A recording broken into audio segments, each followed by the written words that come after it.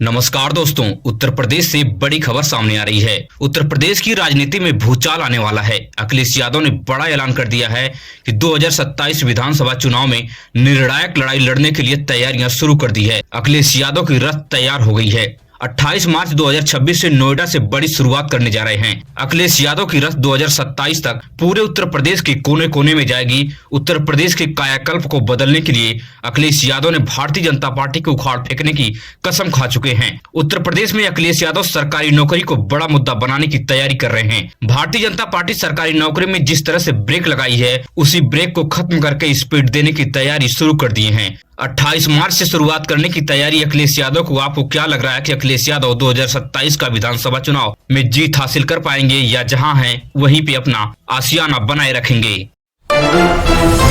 वहीं उत्तर प्रदेश से दूसरी सबसे बड़ी खबर सामने आ रही है। उत्तर प्रदेश की पूर्व मुख्यमंत्री बहन मायावती जी ने आज 2027 की लड़ाई का बिगुल फूंक दिया है। बहन मायावती ने पूरे उत्तर प्रदेश से बीएसपी के बड़े नेताओं को लखनऊ बुलाई और लखनऊ में आज बड़ी मीटिंग की है। माना जा रहा कि बहन मायावती जी ने 2027 के विधानसभा चुनाव में अच्छा प्रदर्शन कर सकती हैं। बहन मायावती जी ने दलित और ब्राह्मण का समीकरण जोड़ने की तैयारी कर दी है। मगर सबसे बड़ा सवाल यह खड़ा हो रहा है कि क्या ब्राह्मण समाज भारतीय जनता पार्टी का साथ छोड़ेगा? सबसे बड़ा सवाल तो यहीं पे खड़ा हो रहा है। अगर बहन मायावती की यह मेहनत 2027 के विधानसभा चुनाव में रंग लाती है, भारतीय जनता पार्टी 50 सीटों के अंदर सिमट सकती है, ऐसा अनुमान लगाया जा रहा है। भारतीय जनता पार्टी के लिए बीएसपी की मजबूती खतरे की घंटी साबित होती है, उत्तर प्रदेश के राजनीतिक विश्लेषकों का मानना है।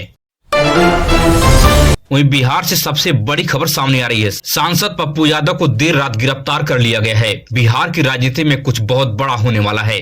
बताया जा रहा है कि 31 साल के पुराने मामले में पप्पू यादव की गिरफ्तारी की गई है। पप्पू यादव लगातार नीट छात्रा की संदिग्ध मौत का मुद्दा हर मंच से उठाते रहे हैं। शंभू गर्ल हॉस्टल को जिक्र करते रहे हैं, जिस बात को लेकर बिहार की भारतीय जनता पार्टी की एनडीए की सरकार बौखला गई, जिसकी वजह से पप्पू यादव की गिरफ्तारी की गई है। और यह गिरफ्तारी इस मौके पर की गई है जब पूरे देश में भारत अमेरिका ट्रेड डील के मुद्दा के सामने भारतीय जनता पार्टी घिरती हुई नजर आ रही है। वहीं प्रधानमंत्री मोदी का नाम एपस्टीन फाइल में आ गया है, जिसे लेकर इस मुद्दे को दबाने के लिए पप्पू यादव की गिरफ्तारी की गई है। इस प्रकार का आरोप पप्पू यादव के समर्थक और कांग्रेस पार्टी कर रही है। आपको क्या लगता है कि पप्पू यादव की यह गिरफ्तारी जायज है या इस मौके पर यूजीसी जैसे मुद्दे को दबाने की कोशिश की जा रही है?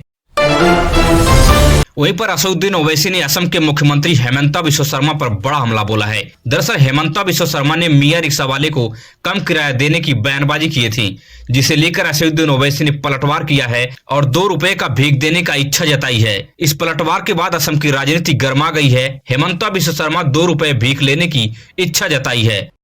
ये 2 रुपए का कॉइन है, ये 2 रुपए का कॉइन है। हेमंत बिस्वा शर्मा तेरे को चंदा दे तो ले ले में से 2 रुपया।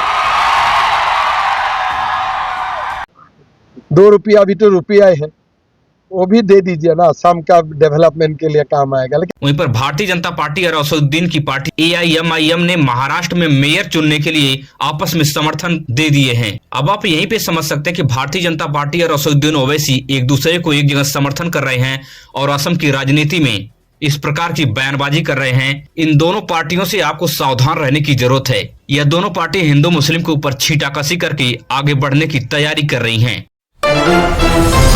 वहीं उत्तर प्रदेश के बरेली से बड़ी खबर सामने आ रही है। उत्तर प्रदेश के बरेली से सस्पेंड मजिस्ट्रेट अलंकार अग्निहोत्री ने SC/ST एक्ट को खत्म करने और यूजीसी कानून को वापस लेने की बड़ी पैदल यात्रा शुरू करने का ऐलान कर दिया था। हाथरस से दिल्ली तक पैदल यात्रा होनी थी, मगर उत्तर प्रदेश की पुलिस ने सबको हाउस अरेस्ट करके घर पर बैठा दिया है। उत्तर प्रदेश में यूजीसी कानून को लेकर सवर्ण समाज भारतीय जनता पार्टी के खिलाफ खड़ा हो गया है, मगर भारतीय जनता पार्टी को इस मुद्दे से कोई फर्क नहीं पड़ता है, क्योंकि भारतीय जनता पार्टी को यह बात पता है कि सवर्ण वोट 98% भारतीय जनता पार्टी को ही मिलता है। और दूसरी तरफ यूजीसी की वजह से हिंदुत्व का मुद्दा भी भारतीय जनता पार्टी का ध्वस्त हो गया है, क्योंकि सवर्ण समाज और SC/ST ओबीसी समाज के जो छात्र हैं आमने सामने इस वक्त खड़े हो गए हैं। भारतीय जनता पार्टी को 2027 के विधानसभा चुनाव में भारी नुकसान होने की संभावना जताई जा रही है। वहीं पर नगीना के सांसद चंद्रशेखर आजाद ने उत्तराखंड के मोहम्मद दीपक से वीडियो कॉल पर बात की है। और मोहम्मद दीपक को समर्थन दिया है। चंद्रशेखर आजाद ने साफ कहा कि अगर एक भी उंगली मोहम्मद दीपक की तरफ उठती है तो बहुतों को दिक्कत हो जाएगी। मतलब साफ नजर आ रहा है कि चंद्रशेखर आजाद मोहम्मद दीपक को समर्थन कर रहे हैं और विरोधियों को चेतावनी दे रहे हैं। दरअसल मोहम्मद दीपक ने बजरंग दल के कार्यकर्ताओं से सीधा टक्कर लेने और एक बुजुर्ग मुस्लिम दुकानदार को साथ देने की वजह से पूरे देश में चर्चा में आ गए। अब मोहम्मद दीपक ने इंसानियत को बचाने के लिए बड़ा संगठन बनाने का ऐलान कर दिया है। मोहम्मद दीपक को पूरे देश से कई नेताओं का फोन कॉल आ रहे हैं और कई नेता इनको समर्थन देते हुए नजर आ रहे हैं। अगर आप भी देश और दुनिया से बड़ी खबरें देखने में दिलचस्पी रखते हैं तो हमारे चैनल को सब्सक्राइब कीजिए, वीडियो अपने दोस्तों रिश्तेदारों तक शेयर कीजिए। मिलेंगे इस तरह से नई वीडियो में नई सूचना के साथ। धन्यवाद।